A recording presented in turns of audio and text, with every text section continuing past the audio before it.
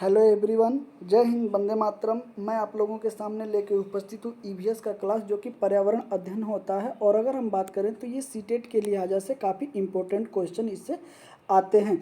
अगर हम बात करें 2024 का, जो कि दिसंबर में पेपर होने वाले हैं, 15 दिसंबर को ये पेपर जो है कि आयोजित होने की तिथि निर्धारित की गई है। अगर इसमें जनसंख्या ज़्यादा होती है तो ये पेपर 2 दिन निर्धारित किए जाएंगे। ओके, 2 दिन आयोजित किए जाएंगे।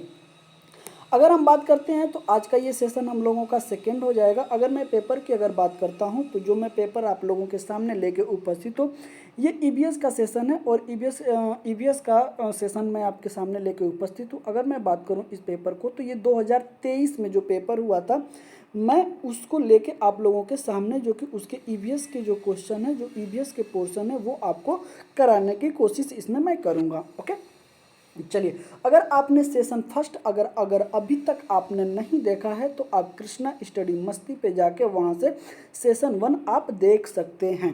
ओके, और अगर अभी तक आपने चैनल को सब्सक्राइब नहीं किया है तो चैनल को सब्सक्राइब कर लीजिए, बेल आइकन को प्रेस कर लीजिए, जिससे कि आपको नए नए अपडेट मिलते रहें।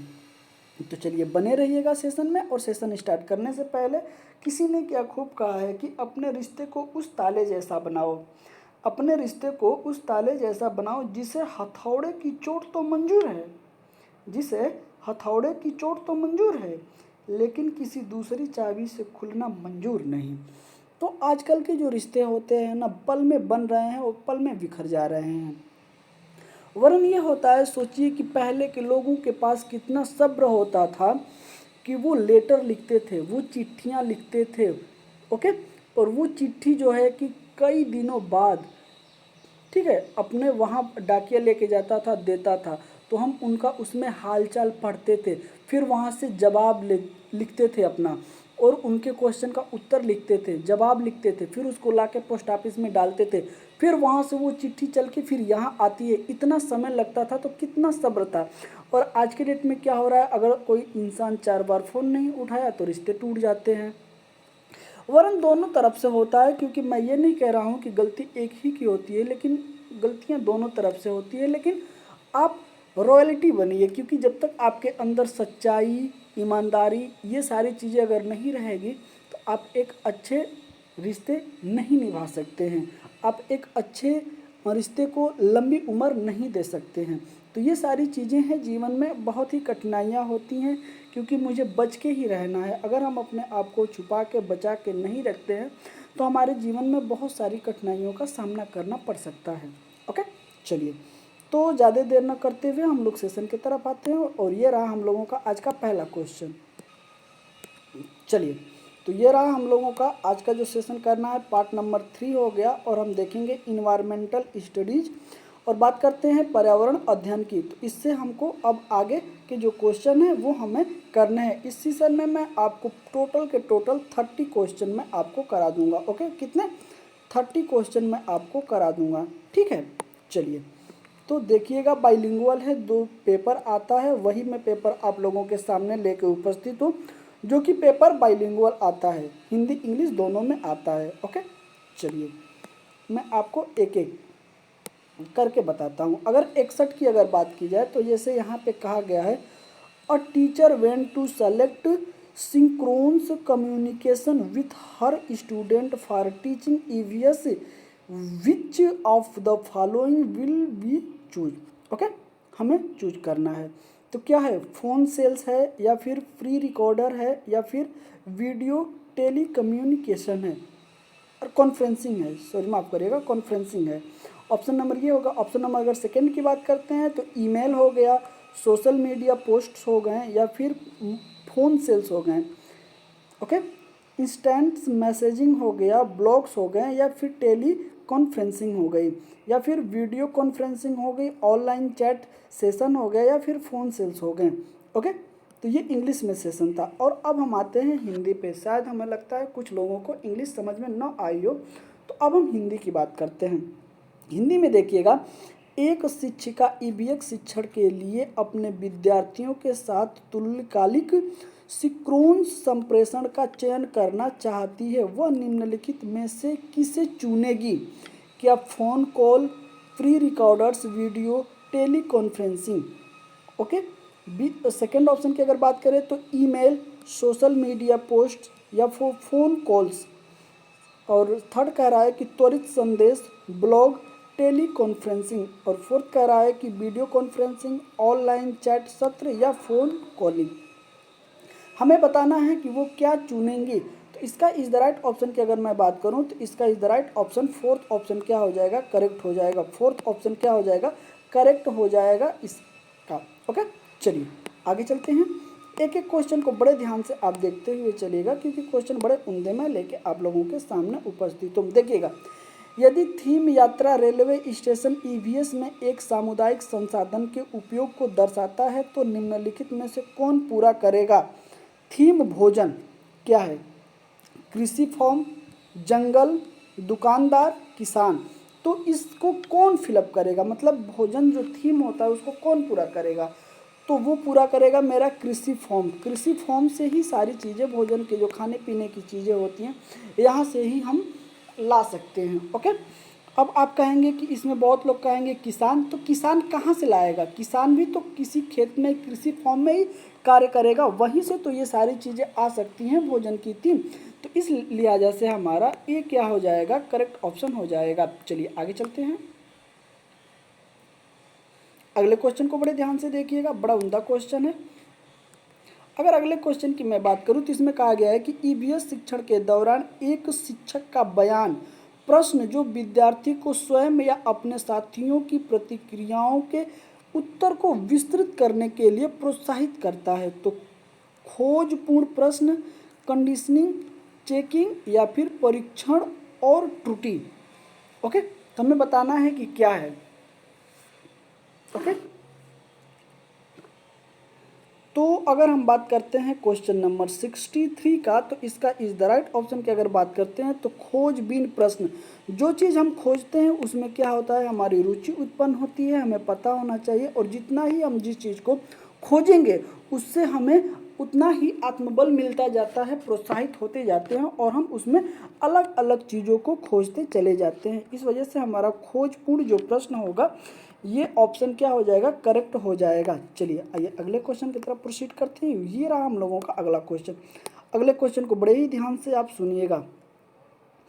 कहा गया है कि अनीता परिवार थीम को पढ़ाने के लिए एक इकाई योजना तैयार करती है। कोई अनीता नाम की जो टीचर है वो परिवार थीम को पढ़ाना चाहती है, उसके लिए वो एक योजना तैयार करती है। निम्नलिखित में से कौन सी उसकी इकाई योजना का शीर्षक होगा।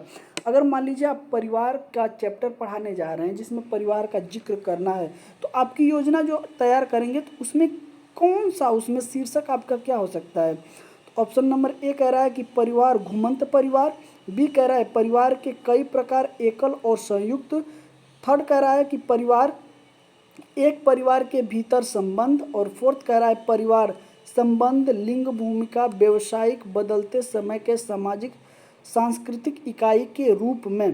तो इसमें क्या हो जाएगा हमारा राइट ऑप्शन की अगर मैं बात करूं तो इसमें फोर्थ क्या हो जाएगा, करेक्ट ऑप्शन हो जाएगा। इसमें सारी चीज़ें आपको देखने को मिला। अगर घुमंत परिवार की सिर्फ आप बात करेंगे तो उसमें पूरा एक परिवार का डिफिनीशन नहीं आ पाएगा।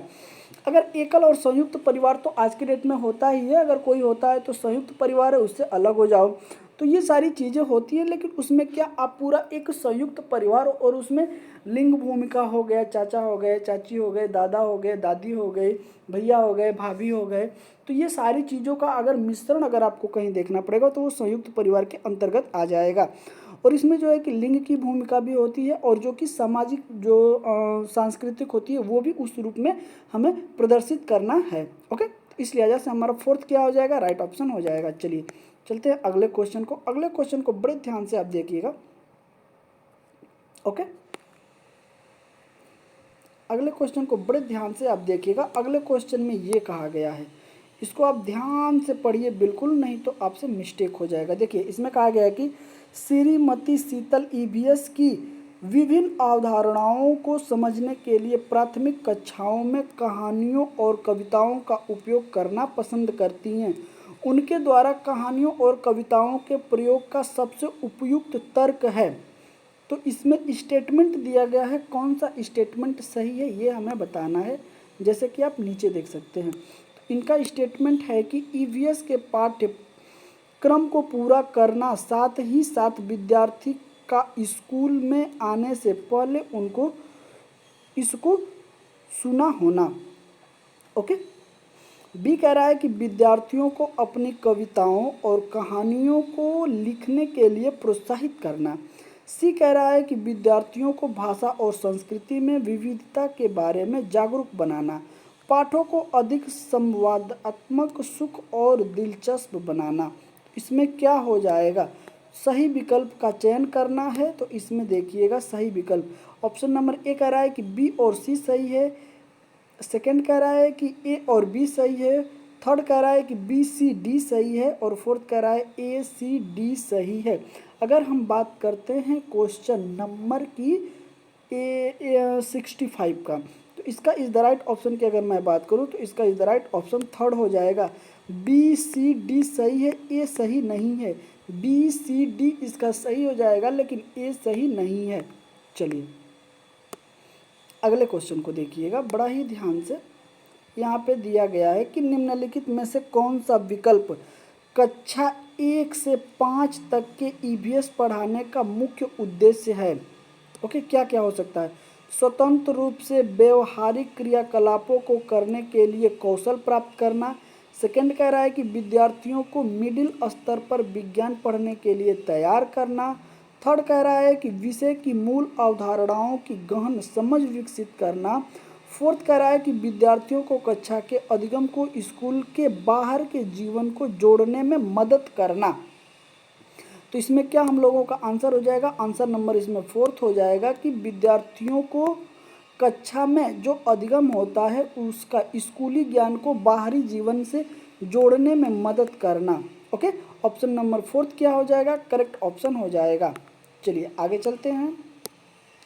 अगले क्वेश्चन को बड़े ध्यान से आप देखिएगा। इसमें कहा गया है कि एक ईवीएस शिक्षक कक्षा में एक प्रयोग प्रदर्शित करता है जिसमें एक अंडा पानी के गिलास में डूब जाता है लेकिन पानी में नमक मिलाने पर तैरता है। नमक मिलाने पे क्या होता है, तैर रहा है। तो विद्यार्थियों की पूछताछ के लिए वह निम्नलिखित में से कौन सा सबसे उपयुक्त व्याख्या दे सकता है। तो जैसे मान लीजिए आप एक गिलास लिए हैं, अगर पानी में अंडा डालते हैं, ओके, तो वो अंडा क्या होता है, तली में जाके बैठ जाता है। लेकिन अगर उसमें आप कुछ नमक घोल देते हैं, ओके, चम्मच से मिला देते हैं या फिर किसी चीज़ से अगर घोल देते हैं, अब अगर आप उसमें अंडा डालेंगे तो वो तैरने लगेगा, ज़मीन पे उसके तली में जाके नहीं बैठेगा। तो ये सारी चीज़ें विद्यार्थी देख रहे हैं। देखने के बाद विद्यार्थियों के अंदर ये जिज्ञासा पैदा हुई कि ये कैसे हो सकता है। आपने उसी गिलास के पानी में जब आपने अंडा डाला तो वो नीचे तली में बैठ गया, लेकिन सिर्फ आप उसमें नमक डाल दिए हैं तो अंडा तैरने लगा। ऐसा क्या होता है। तो शिक्षक का जो टीचर है उसका जवाब क्या होना चाहिए, ये दे ऑप्शन में दिया है। ठीक है, कह रहा है कि प्रत्येक विद्यार्थी को पानी में विभिन्न वस्तुएं डालकर स्वयं निष्कर्ष निकालने दे, या फिर पानी के घनत्व के कारण अंडा तैर रहा है। आप उच्च कक्षाओं में सही कारण सीखेंगे। अलग अलग मात्रा में नमक के साथ प्रयोग करें और उसका अवलोकन करें। तो जो विद्यार्थियों के सम्मुख जो अगर आप टीचर हैं तो आपका जवाब क्या होना चाहिए। तो आपका जवाब ये होना चाहिए कि अलग अलग मात्रा में नमक के साथ प्रयोग करके और उसका अवलोकन आप स्वयं करें। ओके, लेकिन वो क्यों तैर रहा है, क्योंकि उसका घनत्व जो है ना, क्या है, पानी का घनत्व जो है वो क्या हो रहा है, ज़्यादा हो गया है। तो अंडा क्या हो रहा है, तैर रहा है ऊपर। ओके, चलिए अगले क्वेश्चन की तरफ चलते हैं। अगले क्वेश्चन को बड़े ध्यान से देखिएगा कि निम्नलिखित कथनों को पढ़िए तथा सही विकल्प का चयन कीजिए। ये है हमारा अभिकथन और ये है हमारा कारण, दोनों को पढ़ के हमें आंसर निकालना है। ओके, अभिकथन कह रहा है कि ईवीएस के सीखने को अवलोकन, पहचान, वर्गीकरण आदि से संबंधित प्रतिक्रिया कौशल के लिए उन्मुख होने की आवश्यकता है।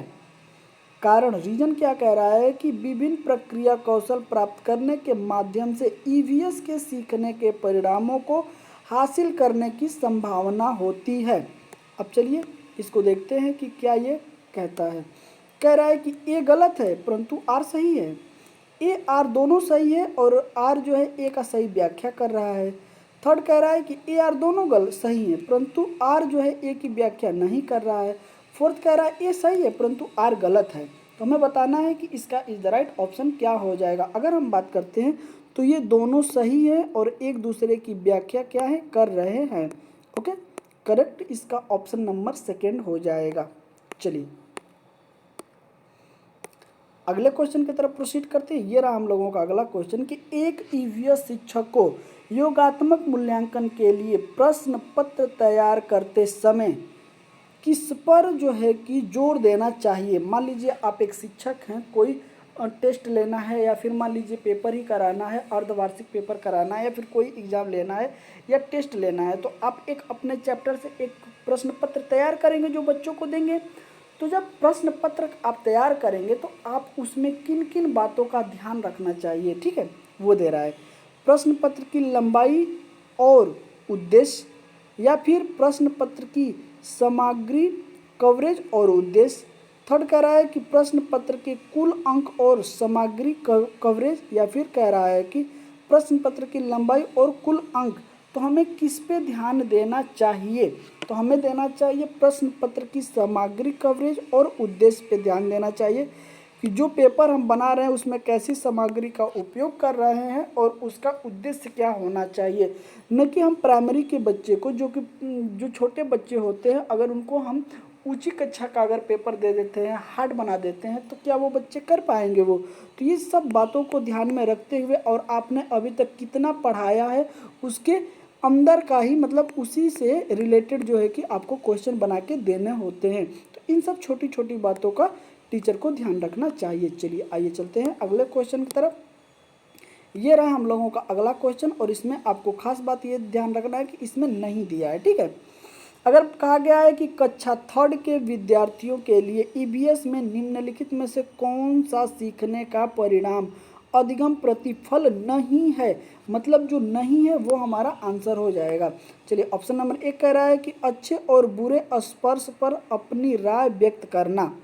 सेकंड कह रहा है कि देखे गए अनुभव किए गए मुद्दों पर आवाज़ उठाना और समाज की प्रथाओं से संबंधित करना, जैसे संसाधनों के स्वामित्व में भेदभाव। थर्ड कह रहा है कि कुछ स्थानीय इंडोर आउटडोर खेलों के नियम का अवलोकन करना, कक्षाओं की दशा की पहचान करना। तो इसका इज द राइट ऑप्शन की अगर मैं बात करूं तो इसका सेकंड क्या हो जाएगा, करेक्ट ऑप्शन हो जाएगा।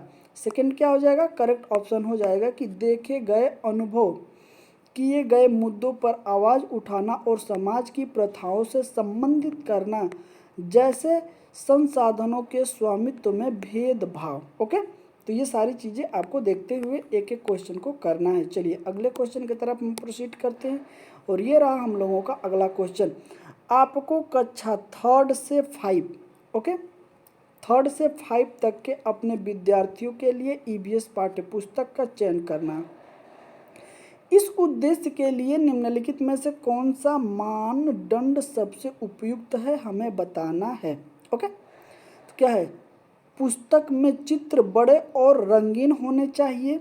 बी कह रहा है कि भाषा सरल और विद्यार्थियों के मानसिक स्तर के अनुसार होनी चाहिए। और उसके बाद अगर हम बात करते हैं question number option number third का कि पाठ्य पुस्तक को संचित्र और विद्यार्थियों के लिए आकर्षण होना चाहिए। अब हम देखते हैं अगले क्वेश्चन ऑप्शन को। ये कह रहा है कि पाठ्य पुस्तक बाल उन्मूलन होनी चाहिए तथा लिंग, जाति, वर्ग और धर्म के आधार पर किसी भी रूढ़वादिता या अपमानजनक व्यवहार से रहित होनी चाहिए। तो अगर हम 3 से 5 के लेके अगर विद्यार्थियों की बात करते हैं तो हमें क्या क्या नज़र में रखना चाहिए, तो ऑप्शन नंबर इसका 4 इज जो करेक्ट ऑप्शन हो जाएगा। क्योंकि हमें बहुत सारी चीज़ों को ध्यान में रखना होता है कि पाठ्य पुस्तक बाल उन्मूलन होनी चाहिए तथा लिंग, जाति, वर्ग, धर्म विशेष के आधार पे जो है कि रूढ़िवादिता या अपमानजनक व्यवहार जो इसमें नहीं होना चाहिए। ओके, तो करेक्ट ऑप्शन क्या हो जाएगा हमारा, करेक्ट ऑप्शन इसमें हो जाएगा 4th। ओके, चलिए आइए आगे चलते हैं। अगले क्वेश्चन को बड़े ध्यान से आप देखिएगा। इसमें कहा गया है कि निम्नलिखित कथनों को पढ़िए तथा सही विकल्प का चयन करिए। ये हम लोगों का हो जाएगा अभिकथन और ये हम लोगों का हो जाएगा कारण। अभिकथन का है कि प्राथमिक स्तर पर ईवीएस में विषयों के बजाय थीम, ओके। और कारण रीजन कह रहा है कि विषयों की तुलना में थीम आधारित ईवीएस सिखाना शिक्षक और विद्यार्थियों के लिए आसान है।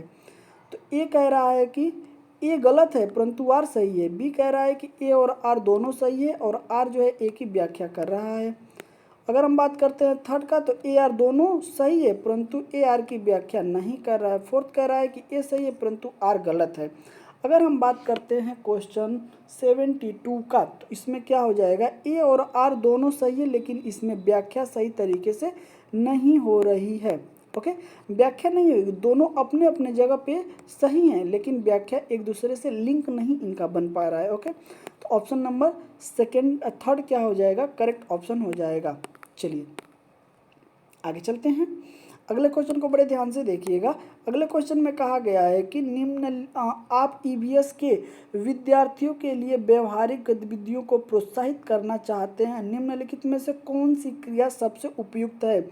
ग्लोब से नक्शा दिखाना, या फिर विभिन्न देशों के सिक्के एकत्र करना, या उपलब्ध सामग्री से ईवीएस किट विकसित करना, या फिर एक चार्ट पर विभिन्न पौधे के भागों का चित्र बनाना। तो आप क्या कर सकते हैं इसमें? अगर हम बात करते हैं तो इसमें यह हो जाएगा कि उपलब्ध सामग्री, जो आपके पास सामग्री उपलब्ध है उससे ईवीएस की किट विकसित करना। तो करेक्ट ऑप्शन इसमें थर्ड हो जाएगा। थर्ड क्या हो जाएगा, करेक्ट ऑप्शन इसका हो जाएगा, क्योंकि जो चीज़ें आपके पास उपलब्ध है आप उसी के अनुसार ही तो कोई काम कर सकते हैं, उससे हट के अलग आप क्या ही कर पाएंगे। तो ऐसे ही चीज़ों को आपको बड़े विशेष तौर पे ध्यान रखने की ज़रूरत होती है। अगले क्वेश्चन की तरफ कहा गया है कि ईवीएस के लिए रचनात्मक आकलन है, क्या है? ये पॉइंट दिए गए हैं और इसमें से हमें आंसर बताना है। तो ईवीएस के लिए रचनात्मक आकलन की अगर मैं बात करूं तो क्या सीखने के लिए आकलन, सिखाने का आकलन, अधिगम के रूप में आकलन, या सिखाने के बारे में आकलन? तो सही विकल्प का हमें चयन करना है। ऑप्शन नंबर ए कह रहा है कि सी डी सही है, ए बी सही है, ए सी सही है, या फिर बी सी सही है। अब हमें बताना है कि क्या सही है। अगर हम बात करें 74 का तो देखिए इसमें अगर हम बात करते हैं तो सीखने के लिए आकलन, ओके, सीखने के लिए आकलन ये बिल्कुल करेक्ट हो जाएगा, और अधिगम के लिए आकलन ये भी हमारा क्या हो जाएगा, करेक्ट हो जाएगा। इस लिहाजा से हमारा थर्ड ऑप्शन क्या हो जाएगा, सही हो जाएगा। ए और इसमें सी क्या हो जाएंगे, करेक्ट ऑप्शन हो जाएगा। चलिए आगे चलते हैं। अगले क्वेश्चन को बड़े ध्यान से देखिए कि निम्नलिखित कथनों को पढ़िए तथा सही विकल्प का चयन करिए। ये हो गया आपका अधिगम अधिकथन, और ये हो गया आपका कारण रीजन।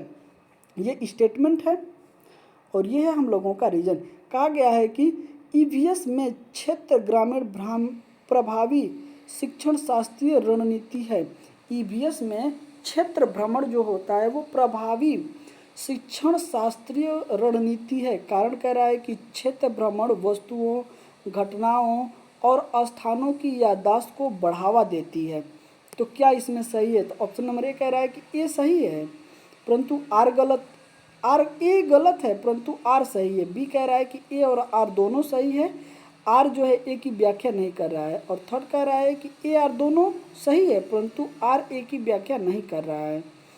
ए सही है परंतु आर गलत है। तो हमें बताना है कि इसका राइट ऑप्शन क्या हो जाएगा। अगर हम बात करते हैं ऑप्शन नंबर 75 का तो ये हो जाएगा हमारा फोर्थ ऑप्शन, इसमें करेक्ट ऑप्शन हो जाएगा। ओके, फोर्थ हमारा क्या हो जाएगा, करेक्ट ऑप्शन हो जाएगा। बड़े ही ध्यान से आप देखिएगा, ये तो सही है, स्टेटमेंट सही है, लेकिन जो रीजन बताया गया है ये हमारा गलत है। ओके, ऑप्शन नंबर क्या हो जाएगा, फोर्थ हमारा करेक्ट ऑप्शन हो जाएगा। चलिए अगले क्वेश्चन की तरफ हम चलते हैं, और ये रहा हम लोगों का अगला क्वेश्चन। बड़े प्यार से आप देखिएगा। गुजरात के सापेक्ष उत्तर प्रदेश और आंध्र प्रदेश की क्रमशः स्थिति है। मान लीजिए कि आपको ये भारत का मैप अगर मैं बता दूं, सॉरी माफ़ करिएगा, थोड़ा सा ही बनाऊंगा क्योंकि मैं ज़्यादा तो बना नहीं पाऊंगा, लेकिन अगर गुजरात की अगर मैं बात करूं तो ये आपका ऐसे, सॉरी ठीक है। और इधर से ये आपका इधर से आ जाएगा, ठीक है। तो यहाँ पे ये क्या है, गुजरात है, ओके। और बात किया गया उत्तर प्रदेश का, तो अगर हम इसके देखें तो यहाँ पे हम लोगों का क्या आ जाएगा, उत्तर प्रदेश आ जाएगा, ओके। और उसके बाद आंध्र प्रदेश की अगर मैं बात करूँ तो आंध्र प्रदेश आपका यहाँ आ जाएगा, ओके, ये वाला एरिया। तो दिया है कि गुजरात के सापेक्ष उत्तर प्रदेश और आंध्र प्रदेश का क्रमशः स्थिति है, स्थिति क्या है। तो ऑप्शन की अगर मैं बात करूं तो मैं थोड़ा सा यहाँ पे आपको क्लियर कर देता हूं, तभी तो चीज़ें आपको दिखेंगी। चलिए, अगर मैं बात करता हूं यहाँ पे तो स्थिति देखिएगा, उत्तर पश्चिम दक्षिण पश्चिम, उत्तर पूर्व दक्षिण पश्चिम, उत्तर पूर्व दक्षिण पूर्व, उत्तर पश्चिम दक्षिण पूर्व। अगर मैं बात करूं यहाँ गुजरात है तो सबसे पहले क्या है, उत्तर प्रदेश। तो उत्तर प्रदेश आपका किस दिशा में आ जाएगा, आप हमें बताइए। तो ये आ जाएगा सीधे आपका यहाँ से थोड़ा सा उत्तर है, यहाँ से क्या है, उत्तर है और पूरब में है। अगर हम इसके सापेक्ष की अगर बात करें तो ये नहीं आ जाएगा आपका हल्का सा उत्तर और पूरब में आ जाएगा, ओके। और ये आपका आ जाएगा दक्षिण और पूर्व में, क्योंकि ये नीचे की तरफ है तो यही तो है। तो ये दक्षिण में जा रहा है और कहाँ आ रहा है आपका, पूरब की तरफ। तो इस लिहाजे से हमारा थर्ड ऑप्शन क्या हो जाएगा, करेक्ट हो जाएगा। थर्ड ऑप्शन हो जाएगा क्या, करेक्ट। ये थोड़ा उत्तर में है और पूरब में है, ये थोड़ा दक्षिण में है और क्या है, पूरब में है, ओके। इस तरीके से आपको एक एक स्थिति का देखते हुए चलना है। चलिए आइए अगले क्वेश्चन को तरफ हम बढ़ते हैं, और ये रहा हम लोगों का अगला क्वेश्चन। रामा प्रत्येक शाम को अपने दोस्तों के साथ क्रिकेट खेलता है, वह क्रिकेट खेलने में कौन सी ऊर्जा का उपयोग करता है।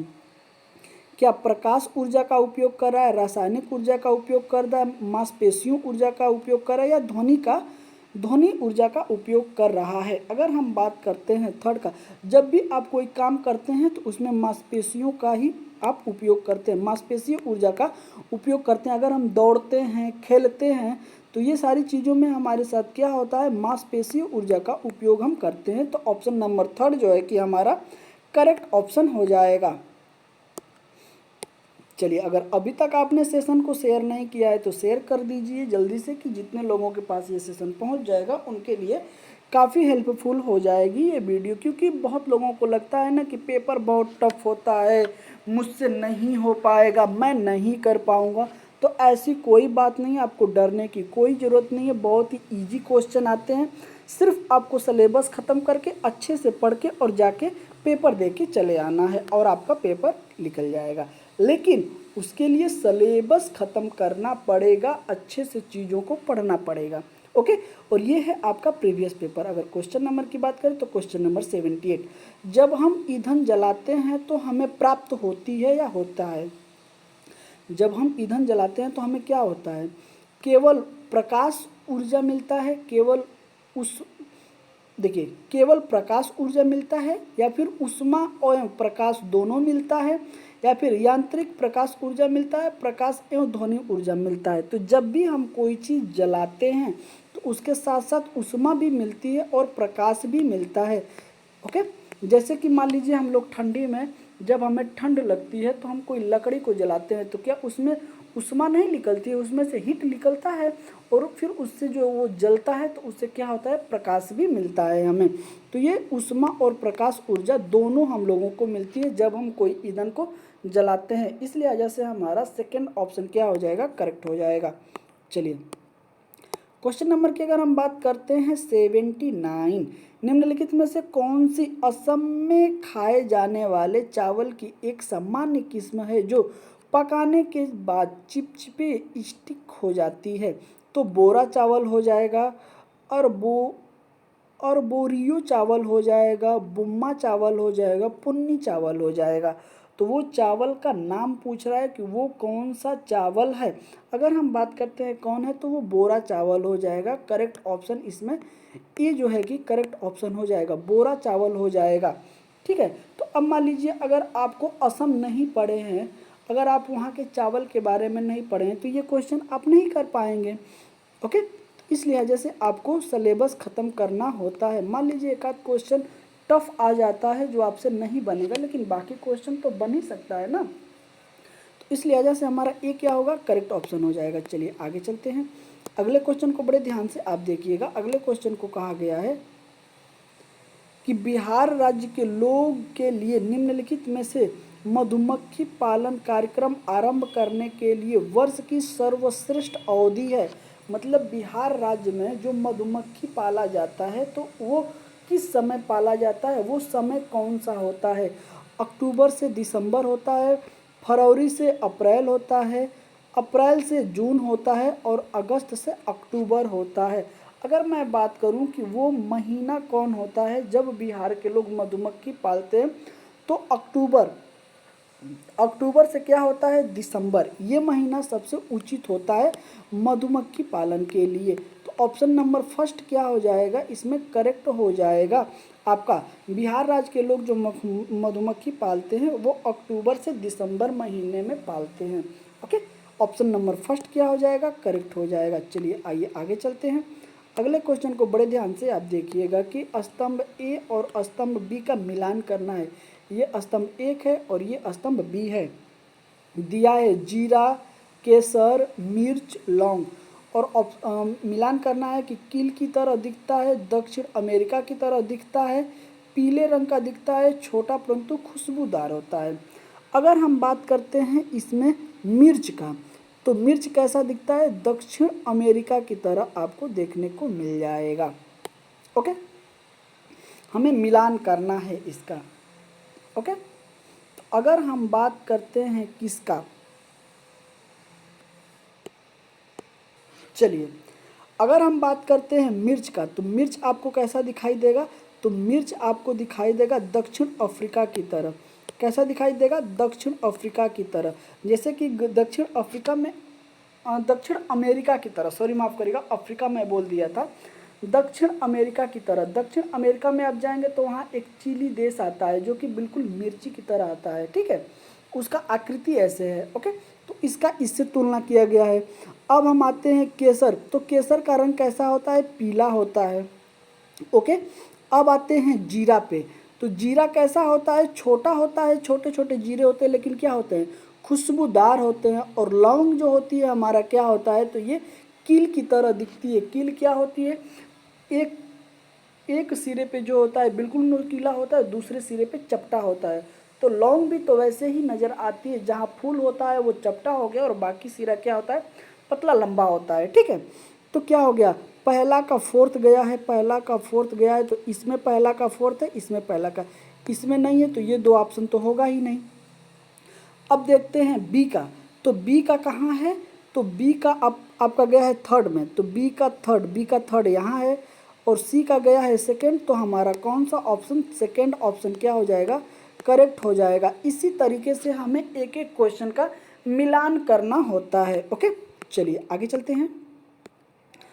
अगले क्वेश्चन को देखिए कि बंगाल के खाड़ी का तटवर्ती राज्य केंद्र शासित प्रदेश है। जो बंगाल की खाड़ी है, जैसे आप अगर हम भारत की अगर बात करें, सॉरी एक सेकेंड थोड़ा सा, अगर ये भारत का है तो यहाँ की अगर हम बात करेंगे तो ये जो जल पाया जाता है ये आपका जो कि अरब सागर है, और यहाँ जो पाया जाता है ये वाला हिस्सा ये पाया जाता है बंगाल की खाड़ी।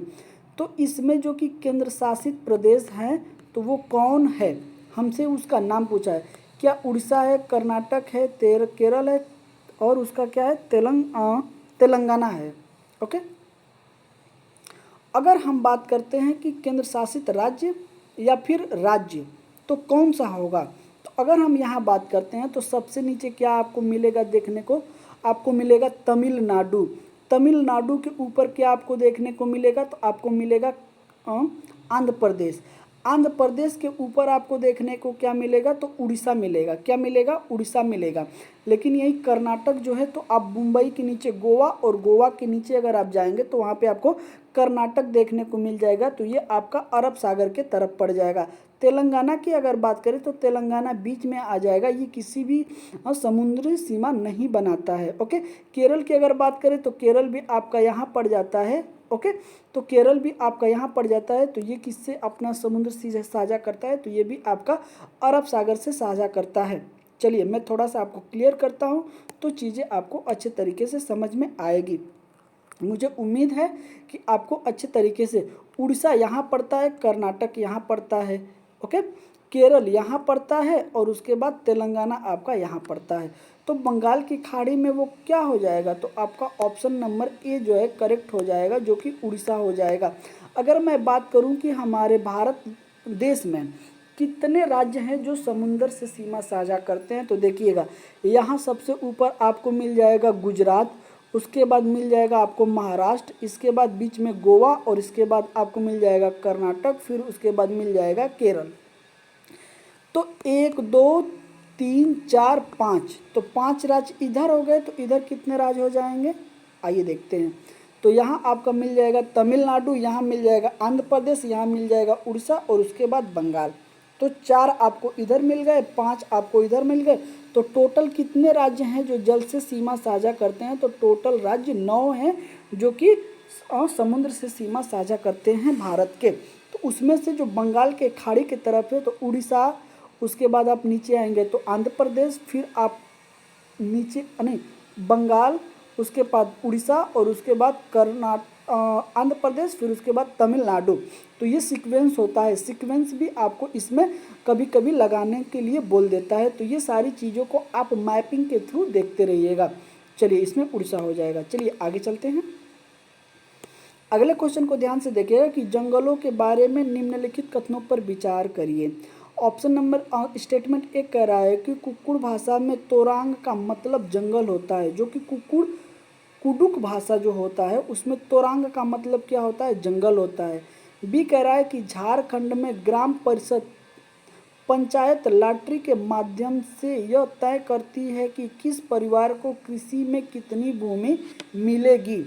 सी कह रहा है कि जंगल अधिकार कानून 2007 में उन लोगों को अधिकार दिलाता है जो कम से कम 15 वर्षों से जंगल में रह रहे हैं। डी कह रहा है कि मिजोरम में लगभग 3/4 लोग जंगल से जुड़े हुए हैं। तो इसमें हमें बताना है कौन सा कथन हम लोगों का सही हो जाएगा।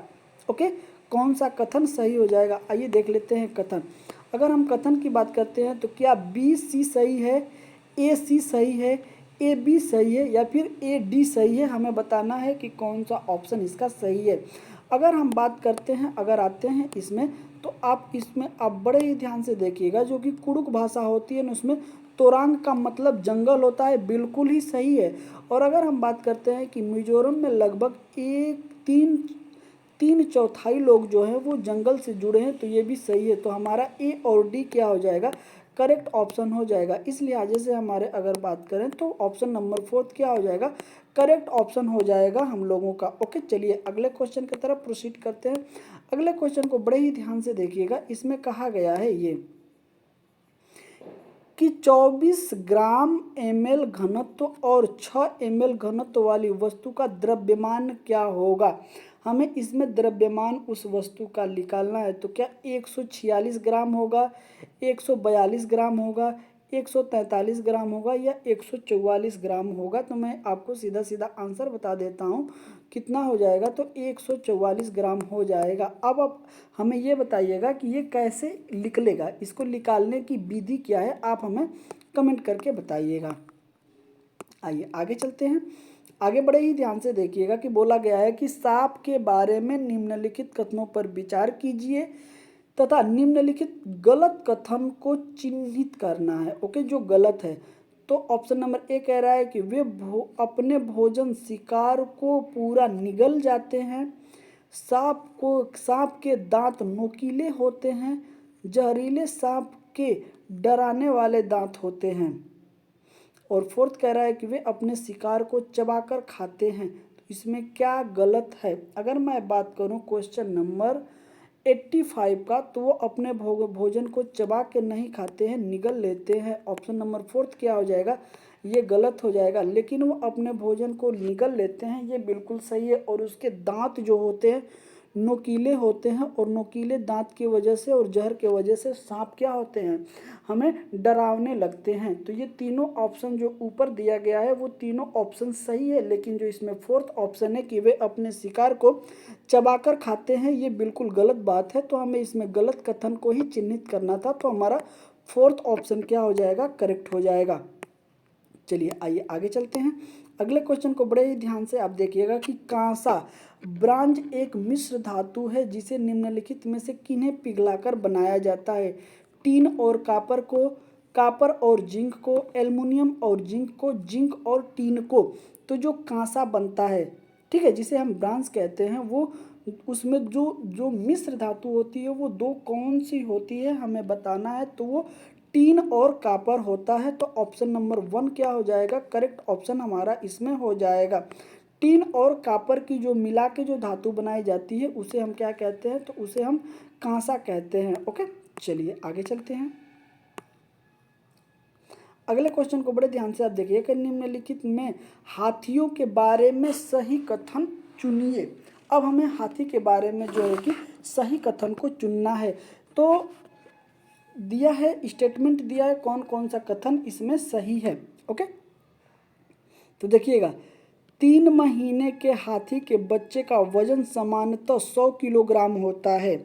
बी कह रहा है कि वयस्क हाथी एक दिन में 200 किलोग्राम से अधिक पत्ती और झाड़ियों को खा सकता है। सी कह रहा है कि हाथी बहुत अधिक आराम नहीं करते, वे दिन में 2 से 4 घंटे ही सोते हैं। और डी कह रहा है कि हाथी कीचड़ और पानी में खेलना पसंद करते हैं। तो हमें इसका आंसर बताना है कि आंसर क्या हो जाएगा। तो कहा है कि जैसे बी और डी सही है, ए और बी सही है, ए और सी सही है। अगर हम थोड़ा सा ऊपर करते हैं तो कहा है कि सी और डी सही है। अगर मैं बात करूं कि क्या इसमें सही है, तो हाथी जो है कि कीचड़ गंदे पानी में खेलना पसंद करते हैं। तो फोर्थ क्या हो जाएगा? हमारा सही हो जाएगा। एक तो डी सही हो जाएगा। और अगर दूसरे की अगर मैं बात करूं तो इसमें हो जाएगा कि हाथी बहुत अधिक आराम नहीं करते हैं, वो दिन में 2-4 घंटे ही आराम करते हैं। इस लिहाजा से हमारा फोर्थ ऑप्शन क्या हो जाएगा? करेक्ट हो जाएगा। फोर्थ ऑप्शन क्या हो जाएगा? करेक्ट हो जाएगा। ओके, हाथी बहुत ज़्यादा आराम नहीं करते हैं, दिन में 2-4 घंटे ही आराम करते हैं। और हाथी जो है कि गंदे पानी में या कीचड़ में क्या होता है? खेलना पसंद करते हैं, उनको बहुत ही मज़ा आती है। ओके, चलिए अगले क्वेश्चन की तरफ चलते हैं। और ये रहा हम लोगों का अगला क्वेश्चन। निम्नलिखित कथन ए और बी पर विचार कीजिए। कथन ए कह रहा है कि मनाली में ढालू छत वाले मजबूत बांस के खंभों पर बने ऊंचे ऊंचे हुए लकड़ी के घर बनाए जाते हैं। बी कह रहा है कि मनाली में बारिश बहुत तेज होती है और बर्फ भी पड़ती है। विकल्प चुनिए। सही विकल्प ए गलत है, बी सही है, ए और बी दोनों सही है, ए और बी दोनों गलत है, ए सही है परंतु बी गलत है। हमें बताना है कि इसका इज द राइट ऑप्शन क्या हो जाएगा। अगर हम बात करते हैं मनाली में, तो जो मनाली होता है ना, वहाँ पे बारिश बहुत तेज से होती है और बर्फ़ भी पड़ते हैं। तो इस लिहाजा से हमारा क्या हो जाएगा? तो हमारा ऑप्शन नंबर जो हो जाएगा ये सही हो जाएगा। कथन जो है हमारा सही हो जाएगा।